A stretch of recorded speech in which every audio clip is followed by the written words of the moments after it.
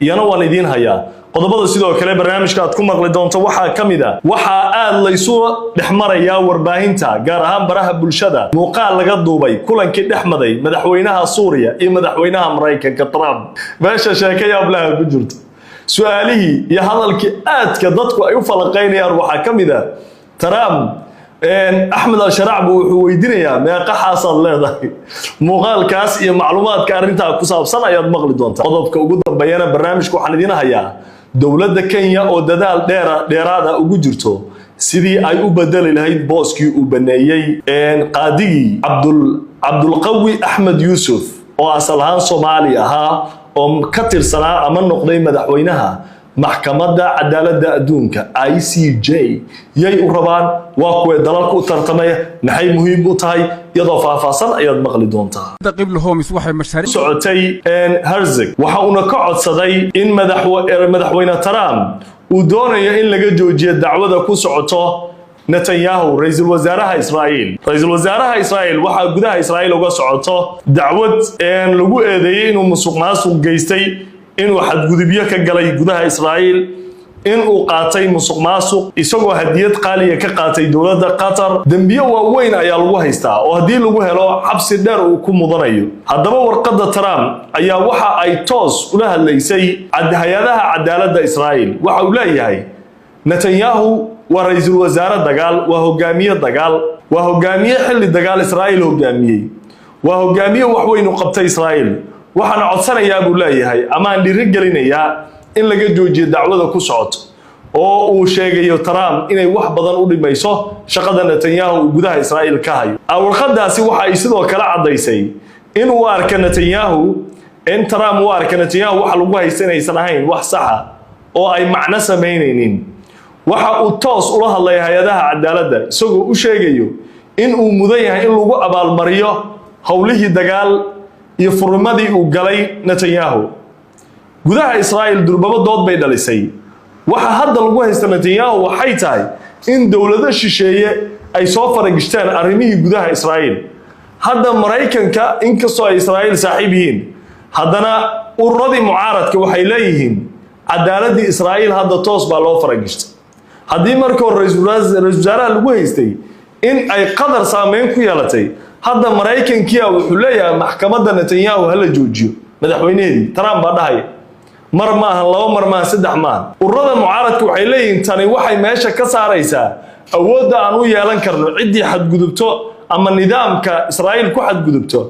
ra'iisul wasaaraha noqdo madaxweynaha noqdo in la qaban karo warqadani waxay toos u burburinaysaa baa la leeyahay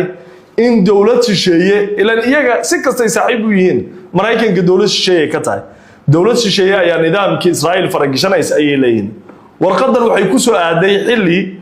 إن نتنياهو وشاقي إن يجليان دقال أي لجليان إيران وحاليا وحي يرجلين إيسا إن دقال كنتنياهو وكجرو وصيب بلاريو وإسرائيل دقال عن ضمان يكجرتو دقاله هذا وكبه وهذا اللي ليه إسرائيل حريرة عالم كورن باكسو حرمية دقاله ذي بابا أيا هالس بدن بي وجهيسا iyadoo qubarada ay leeyihiin hadii Israa'iil dagaalka nuucan oo kale ay ku sii jirto waxay sababi kartaa in ay burburto iyadoo dad hore uga mid ahaa sirdoonkooda ama hogaamiyihii madax sirdoonka Israa'iil oo bishii hore sheegay wadada hadda Israa'iil haysa inay tahay wadadii burburka saraakiil jeneraal hore waxa ay tilmaameen qaabka Netanyahu hadda Israa'iil uu ku wado inay tahay qaab keeni karto in awoodeedii ay dhantaalanto oo ay burburto Trump marka ninka sida loogu dhagan yahay oo ay saraakiishi madaxdii hore sirdoonka ra'iisul wasaarayaashii hore oo ay ka mid yihiin Uhud Almert iyo Uhud Barak iyo rakale naftali kulli ay leeyihiin ninkani Israa'iil wada qaldan ayuu ku hogaamiyay mucaaradka waxay leeyihiin maxay tahay Trump waxa uu ka sheegay Netanyahu oo ku tilmaamay hogaamiye dagaal inuu yahay waxay ku doodayaan Hamas uu ka guuleysan waaye Gaza uu ka saari waaye 2 sano oo koox yara sirdoonka Israa'iil waxa la sheekan adduunka ku ugu sarreeyay inuu kamid yahay iyagii Pakistan waxa la sheegaa in dhaqaalaha ugu badan dawladaha Mareykanku u siinay tahay waxay ku faanaysaa dawladaha ugu dhaqaalaha badan hadda bariga dhexe inay kamid noqonayso Israa'iil oo dawlado badan ay dhaaftay intii ay maartay Israa'iil ay hoos isku soo diyaarinaysay intaas oo dhan iyadoo haysata bay koox yar oo Gaza meel kamid joogto ay ka guulaysan weysay baa leeyahay 2 sano oo ay ku qaadatay in xitaa ay dadka Israa'iil laga xoog ku soo daayaan waa u suurtagal weys iyadoo wada hadalladii Sharmashaah 10kii bishii 10aad ee aynu soo dhaafnay ay keentay in dadka meydadkii kuwa noolba loo soo daayo intoodii badnayd waayahay walaalahay saaxiibada qiimiga loo qodobka markeen meesha ugu gudubno waxaynu toos u galaynaa qodobka xiga barnaamij Gaza caawa waxaa ka socota waqooyigeeda dabaaldeg iyo farxad dadka reer Gaza caawa waqooyiga ku nool bannaankay taagan yihiin shujaaciye oo mar ka mid ah meelaha dagaalka ugu badan oo ka socda Gaza go'doonka ugu weyn ku jirtay hadda caawa dadka bannaankay taagan yihiin way faraxsan yihiin waxaa soo galay gawaari raashin wado oo waxaa la xiray meel 2 bilood militariga Israa'iil ay go'doomiyeen koonfurta Gaza way dhaantay baa la leeyahay waqooyiga waa meesha caruurta iyo dumarka ugu badan reer Gaza ay ku dhinteen waqooyiga marka laga hadlay go'doonkay ku jirtay Zikim waa meel xuduuda oo waqooyiga Gaza ku xirta qaybaha kale ee xuduudaha kale waana meesha ugu muhiimsan raashinka Gaza uu ka soo galay caawa militariga Israa'iil waxay galabta ku dhawaaqeen in ay furan tahay waxaana durbaba soo galay gawaari u wada Gaza gaar ahaan waqooyiga raashin aad u fara badan taas oo ay tilmaamayaan hay'adaha qaramada midoobay iyo kuwa bini'aadanimada inay wax badan ka bedeli doonto nolosha dadka reer Gaza waxaana la arkay muuqaalo cajiib oo muujinaya in kastoo Gaza hadda ay ku jirto xaalad aad u dhib badan burbur badan u gaaray 2 sano oo ay duqeymo iyo drone ay la dhacaysay Israa'iil haddana dadka waxay isku dayaan inay noloshooda soo ceshtaan iyo dadka goobo burbursan ganacsiyadooda ku bilaabaya oo durba waxaa bilaabatay dadku inay wax kala iibsadaan in qoysasku isu soo booqdaan inkastoo wali ay Israa'iil ku sugan tahay militarigeeda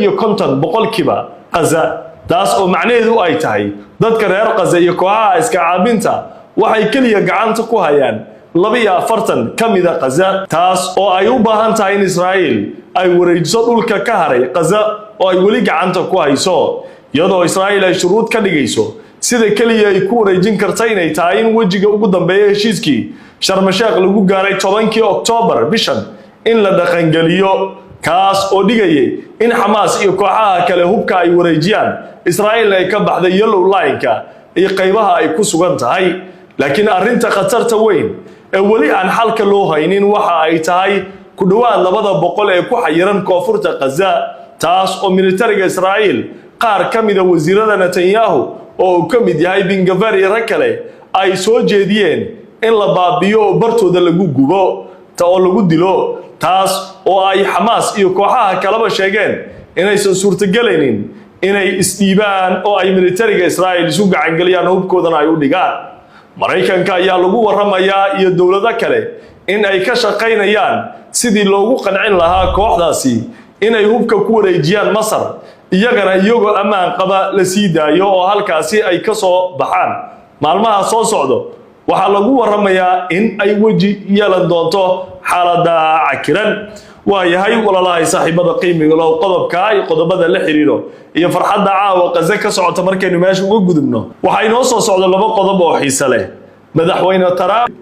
ay Mareykanku martiqaad ugu fidiyaan Washington gaar ahaan aqalka cad ee looga taliyo Mareykanka waxaana Ahmed al-Sharaa halka ku soo dhaweeyay madaxweyne Trump iyo saraakiishiisa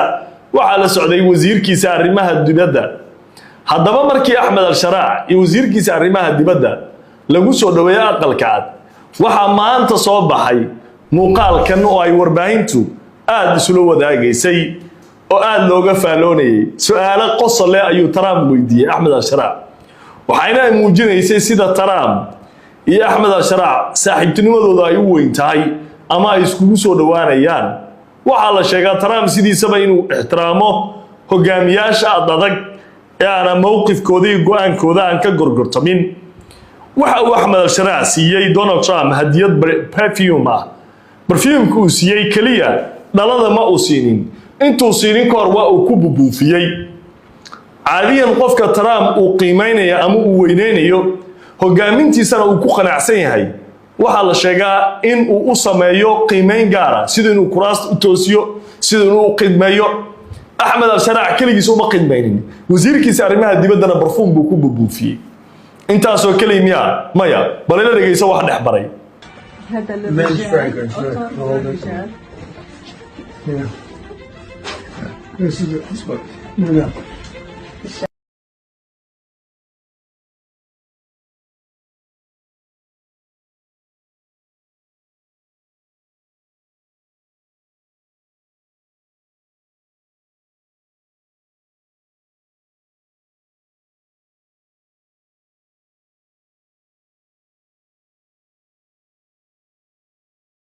macnaheedu Trump waxa uu og yahay dadka muslimiinta ragga muslimiinta in hal xaas ka badan ay u bannaan tahay inkastoo wadamada Afrikaanka iyo gaalada qaarkood laftirkooda ay dumar badan guursadaan haddana islaamka waxa uu baneeyay afar xaas haddii qofku uusan awoodina ama inuu cadaalad faro uusan awoodin ama uu ka baqayo alla waxa uu farayaa inay mid ku ekaadaan Ahmed al-Sharaع waxa uu sheegay inuu mid kaliya qabo haddaba kaftankan iyo sheekada waxa ay tilmaamaysay sida ay isku soo dhawaanayaan Mareykanka iyo Suuriya oo dana badan Mareykanka uu ka leeyahay oo ay ka mid tahay saldhiga oo ay ka mid tahay in lagu qanciyo Ibrahim Accord inuu ku soo biiro oo ay ka mid tahay in hubka kiimikada inta hartay Suuriya inay burburiso iyo dana kale oo fara badan oo laga leeyahay dalkan istaraatiijiga marka laga hadlayo bariga dhexe waayahay saaxiibada qiimiga leh qodobka meesha ayaynu uga gudbaynaa aynu ku soo xirno dowladda Kenya waxa ay wadaa dhaqdhaqaaq weyn dadaal badan ay ku bixinaysaa kursiga dhawaan uu iska casilay garsooraha Soomaaliga Cabdulqawi Ahmed Yusuf oo maxkamadda dambiyada caalamiga ICJ rali ahada ICJ iyadoo Kenya booska